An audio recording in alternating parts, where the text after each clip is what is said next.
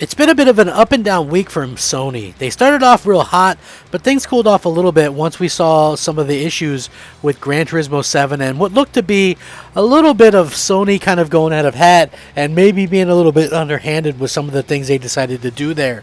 With that being said, they have rectified some issues, but a rogue update for the PlayStation 5 has left lots of issues within the ecosystem and the platform itself. So we'll have to see how that kind of plays out. But they did come out with some announcements today, and I thought, hey, this is very interesting, and there's a lot of people talking about it. So we'll see how it ends up working out long term.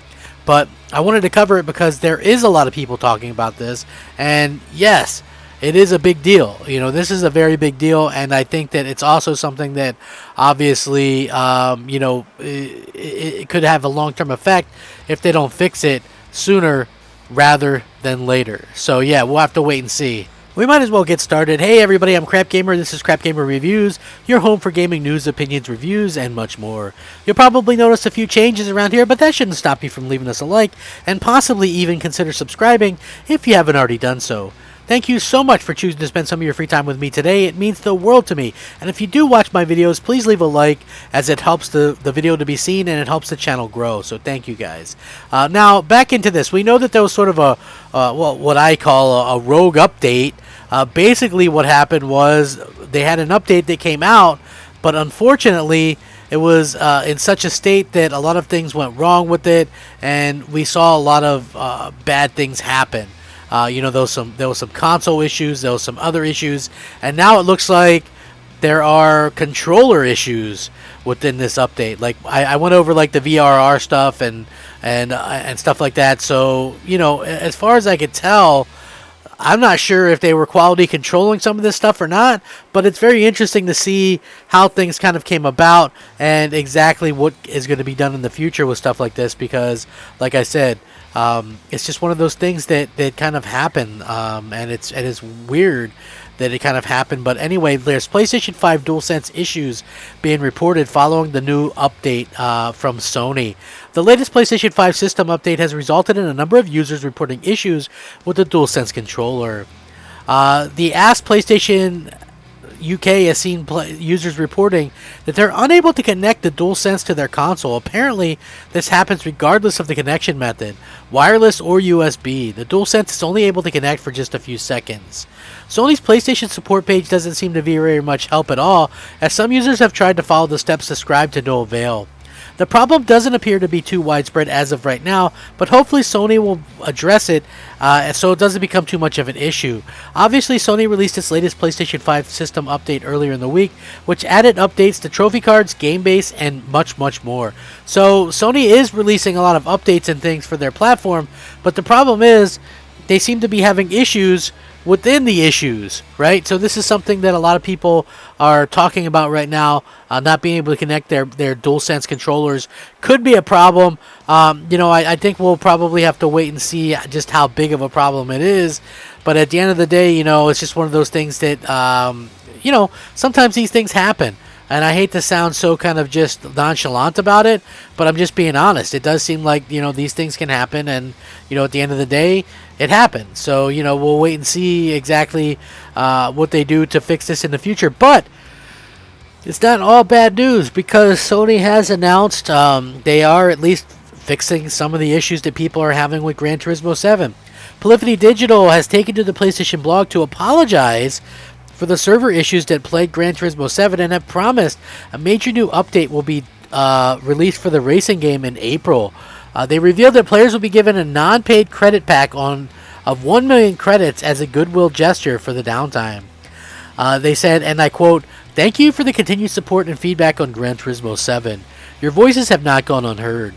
I would like to apologize for the frustration and confusion last week with our patch update, which resulted in not only a server outage, but also adjustments to the in-game economy, which were made without a clear explanation to our community. We know this is not the Gran Turismo experience you expect, and we will be making a goodwill gesture in the form of a non-paid credit pack of 1 million credits, available to those players who may have been affected. You will see this hit your account shortly. Make sure you log into the game before April 25th to claim your credits." Now, looking ahead, a number of updates will be released in April, including the following, which a lot of users will be happy to hear. Increase rewards in the events in the latter half of the world circuits by approximately 100% on average. Addition of high rewards for clearing the circuit in all gold bronze events. Increase rewards in online races. Include a total of 8 new 1-hour endurance race events to missions. These will also have higher reward settings. Increase the upper limit on non-paid events and player wallets from 20 million credits to 100 million credits. Increase the quantity of used and legend cars on offer at any given time. So that's really good that they're kind of addressing this stuff. They also actually sent out a patch today with Daytona International Speedway fixes and more with an update. Polyphony Digital released Gran Turismo 7 update 109 patch, which actually is very interesting. There's some improvements and adjustments. Daytona International Speedway fixed an issue where swerving suddenly into the pits on a tri-oval and road course caused the pit stop sequence to be skipped and the car to go straight to the exit. 2 Sport and Lobby fixed a very rare issue where an application error would occur in an online race or lobby when entering a race event. They fixed My Page, fixed an issue where the stats are for clean races, fastest lap, pole positions, and victories in the sport category in the profile section would not display correctly. Fixed an issue where the value for the races statistic were messed up or incorrect, which is something I guess a lot of people were talking about as well. Fixed a rare issue where game progression would reset if the game was started with a unstable network connection. So at least they're paying attention to what people are asking for. I mean, it's hard to really ask for much more than that from a company, right? Like, they're going out of their way to sort of, make sure that people get what they're asking for and making sure that people can kind of have something to look forward to in the future with the game. And that's always super important when this type of stuff happens, because you want to kind of believe in a consumer that is out there making the changes that you're requesting. And I think that's where this kind of stuff comes in, and that's the exciting part when it comes to a company that's listening and pro gamers and stuff like that. So hopefully we get some more stuff coming in the future, and hopefully Sony and Microsoft continue to listen to fans and all this kind of stuff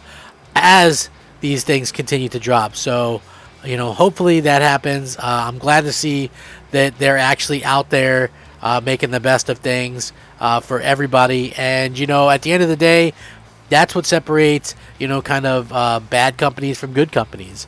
When they go out there and they make sure that you have everything that you need and everything that you've kind of requested, and they fix the problems and things like that. I think that's super important going forward. With that being said, I want to take a minute to thank everybody for watching the videos. Like I said, if you do watch the videos, please like the videos. It helps everything out, helps me keep going, helps everything keep going. Thank you so much for watching. Have a fantastic day. Rack 'em up, fact 'em up, crap gamer 'em up. Crap gamer out.